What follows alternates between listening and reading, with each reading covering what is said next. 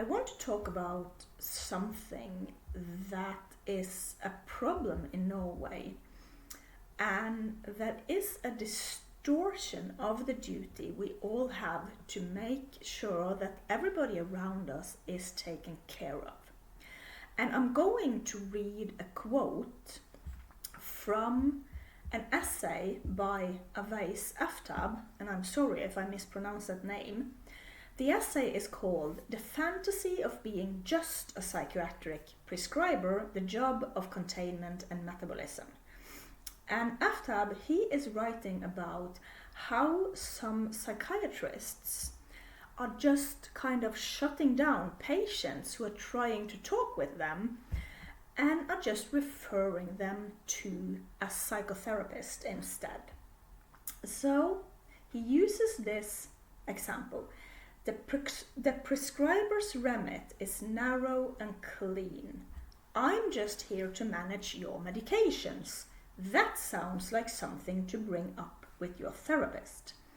And then Aftab is saying that most psychiatrists do not need to be psychotherapists, but they do still need to be attuned to the psychological complexity of the whole person and the relational aspects of psychiatric treatment.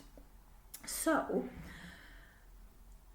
I have, as a patient, client, user of the Norwegian healthcare and welfare system, I have met this exact sentiment so many times, that I am talking with either it's a general practitioner, or it's a caseworker in the CPS, or if it's a family counselor, or even lawyers, or the police. No matter who I have been talking to, it can be the home services and so on, I have been told this: I'm just here to do X. You have to talk with your therapist about this. And I was, during 2017, 2021, I was really ill, so I was dependent on if there is a service in the public system, I was dependent on them. I was in a wheelchair, I had home services, I was in contact with probably everybody. But I have also met this before 2017 and after 2021. And what I have seen is that it is this distortion that up until a certain point, yes, I have not dressed properly today, I'm just at home. I'm saving money on clothes, okay? That up until a certain point, there is this duty to make sure that the client or patient or user is also in contact with other parts of the public healthcare and welfare system. But at one point, that duty flips into this type of entitlement where the worker in a certain service stops wanting to do their job and kind of want other people, other workers in other parts of the system, in other services, to do the job for them. And the person who is most likely to be that person is a therapist. And I'm not sure if I'm explaining this correctly today. I have a headache and I have a cup of cocoa here, but I'll try to explain it. So, I will use an example from a court case I was in. At the same time as I was in that court case, I was also seeing a therapist for a very specific problem. Because I have a dissociative disorder, and I was seeing them for a specific dissociative problem. And that was my hearing. I have tinnitus and I have problems with my hearing. So I had been referred from a general hospital to this therapist to talk about exactly that problem. Was my hearing problems dissociation, and could anything be done about it? So I was not seeing a therapist because I was in a court case. I was seeing that therapist for that specific problem, having zero to do with that court case. The court case was a family court case, so that was about the agreement or disagreement, or what I should call it, between me and my ex-husband. Did I say ex-husband? Yeah, let's call him the ex-husband. He's a specialist on on exes. My ex-husband and me was in this family court case about the situation of our son. So you can see the difference here between me going to a therapist because I had hearing problems and I had tinnitus, and a family court case that was about where shall this child live? Who shall this child be taken care of? Who shall have responsibility for this child? So that has zero to do with my bad hearing. And just to state that, my ex-husband, he has a far worse hearing problem than I have. He is actually fully deaf. He's fully deaf. I'm Norwegian. I can't speak English, I'm sorry.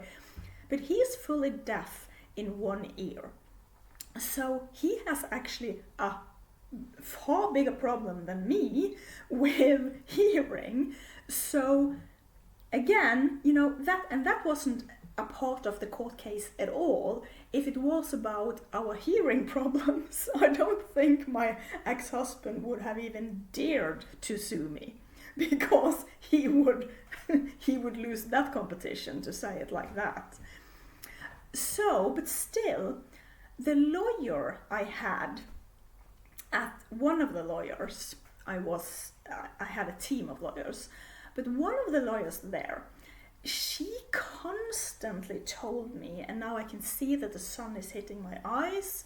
I live in Bergen. We should not have had this sunny weather. But so I'm sorry if this is disturbing the video. But this lawyer, she was constantly telling me, ask your therapist about this. Say this to your therapist. Retrieve this documentation from the therapist. Ask the therapist to write this documentation. Do this, do that, do this, do that, do this, do that. But I was in therapy for my dissociation problems causing me having problems with my ears. I was not in therapy to win a court case. Two completely different problems. So what was happening there was that this lawyer, she suddenly had flipped this duty to make sure that I was being supported by a therapist, by the psychiatry system. That lawyer suddenly flipped into this entitlement where everything she could think about was that she was going to win this court case for me. And if she was going to win this court case, we needed everybody on the team. So the therapist, instead of my lawyer saying, okay, this court case cannot be allowed to disturb the treatment you are in, so I as a lawyer just have to do a great job with the documentation I have, instead of saying that, she flipped into this entitlement where the therapist was supposed to be her assistant. So the lawyer was just sitting there, I want this, I want this, I want that, I want that, I want this, I want that, and your therapist is just going to provide it. So that's an example of how somebody working in one job in the system is seeing somebody else in another part of the system as plainly their assistant. Don't ask me to do my job. talk to your therapist. The therapist can do the job. And I've also seen this in the CPS, Barnevernet, the Children Protective Services. Between 2017 and 2021, I was in therapy because I was on arbeidsavklaringspenger, work assessment income. And that has to do with the Labor and Welfare Administration. They are demanding of people on welfare income to do something we call, what's it called? Yeah, I actually forgot it right now. It's called work activity. I think it's called work activity. You have a duty to have a work activity. So on arbeidsavklaringspenger, on this work assessment income, you have a duty to focus on trying to get back to work. It's kind of obvious, you know. You're sick, but we need you to work, so you have to have a mandatory work activity. And my mandatory work activity that was supposed to get me back into to work, the only thing I could actually do in my situation, because I was so ill, was to seek therapy, was to go to therapy. But I was in therapy for dissociation, for OCD panic attacks, for hallucinations, for severe insomnia. I was in therapy for very, very, very severe problems. But the Children Protective Services, they assumed that I was in therapy. They also had this, instead of saying, okay, Susanne, you need to make sure that you have a therapist that can support you in this. The Children Protective Services, they also flipped into this entitlement and said that, no, you, Susanne, you are in therapy because you are going to be the person we want you to be. No, we don't care about your dissociation and your panic attacks and your hallucinations and insomnia. We just want you to do what we want. So again, it was the therapist. So the CPS workers, they didn't want to do their jobs. They wanted the therapist to do their job. Don't address this problem with me. See your therapist. Yeah, but I'm not in therapy to become a better mother. I'm in therapy to actually get these disorders treated. But first of all, I'm in contact with the psychiatry system, with a therapist, for the work assessment. Am I actually able to go back to work inside of this time frame that the Labor and Welfare Administration is giving me? So that was the task of the public psychiatry system in that case. The task of my therapist, my public therapist I saw in those years, was to first and foremost say that this patient cannot become healthy again on work assessment money. It takes a longer time, and I'm just melting down. I'm just becoming so angry because it's so chaotic, and the people working in the services in Norway, I was supposed to supervise them for a reason. They are stupid as hell. They don't know their jobs, and I'm sorry that I'm just melting down in this video now, but good Lord, that was a nightmare of a period in my life. But I saw this, that everybody was referring me to the therapist.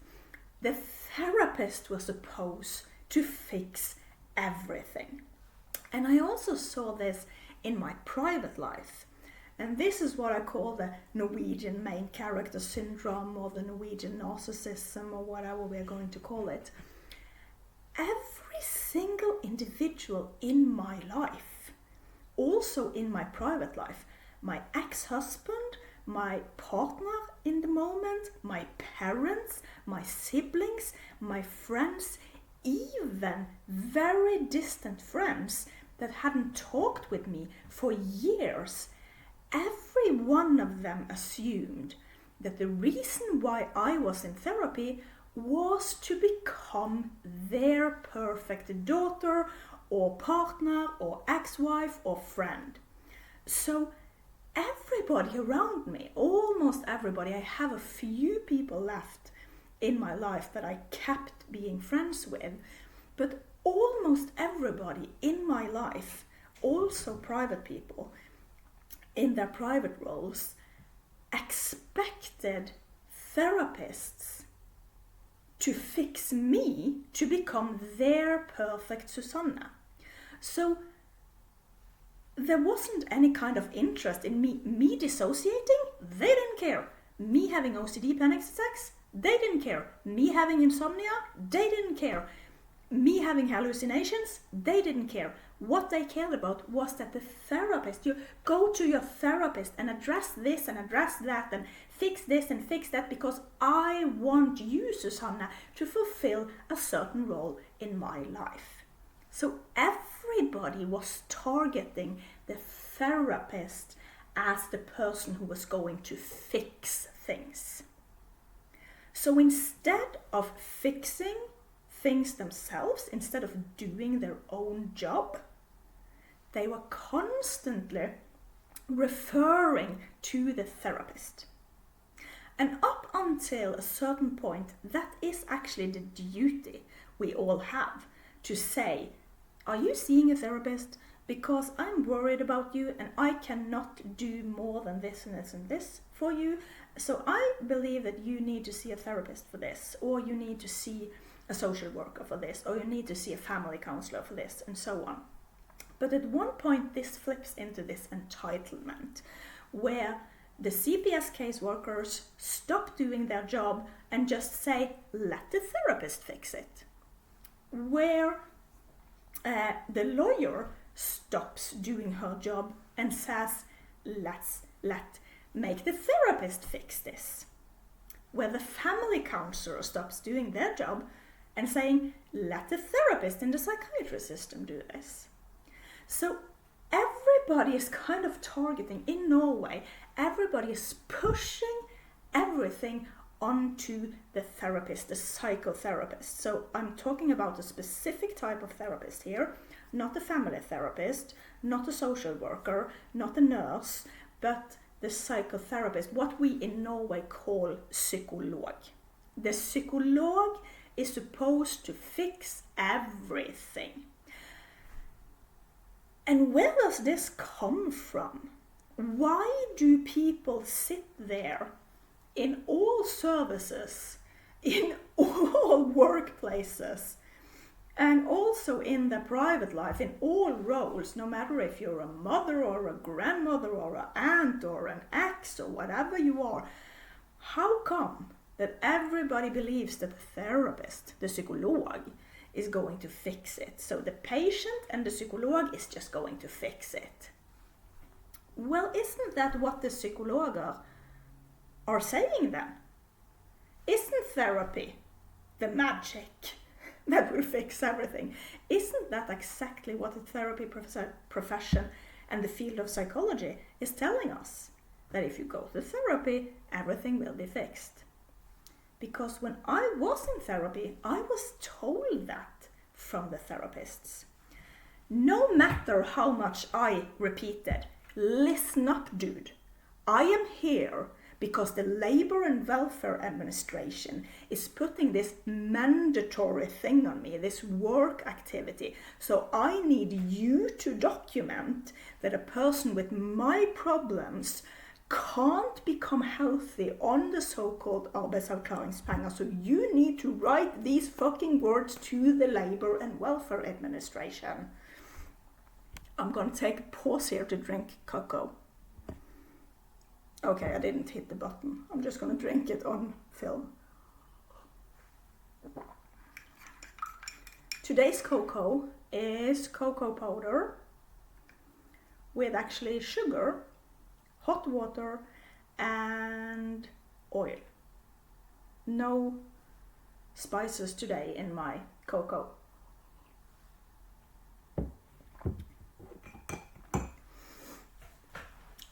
when I was in therapy, even though I was repeating this again and again and again, the only reason why I am here, the absolutely only reason why I am not just walking out the door and saying, toodaloo, I don't want to ever see you again, is because of the Labour and Welfare Administration, because they have this mandatory demand on me. So if I want my income, I have to dance to the pipe of the Labour and Welfare Administration. And in this case, that means listening to you, you stupid little therapist. And I'm just going to say it again. They are stupid. Oh my God. And it's not just me saying that.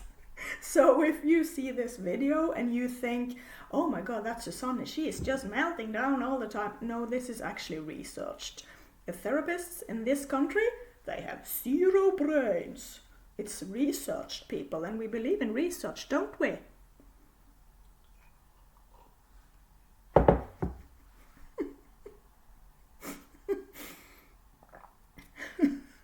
Sometimes I find it a bit difficult to make these videos because I'm so angry after all these years. But that is also a part of my actual job, to be angry as hell. So, what I was told by therapists was exactly that therapy, if I just stopped resisting the therapy, if I just let them help me, that's so disgusting. I was told that they could actually fix everything if I just let them help me change how I talked with my partner would love me. And if I just let them change how I talked with the CPS, the barnevernet would finally help my son. So the therapists, psykologerne, they are actually saying to everybody that if you just accept my therapy of you, if you just let me treat you, stop resisting. If you just let me tell you exactly what to do, if you just become my little puppet, everything will be fixed. You will no longer have any kind of problems with paying your electricity bill. You will become the greatest worker on the planet and never be criticized by your boss. All the men on Tinder will love you, and all the women will love you, and all the non-binaries will love you, because you will become this perfect person. So the therapy profession, I'm sorry, I'm so angry. The therapy profession is actually telling this to everybody.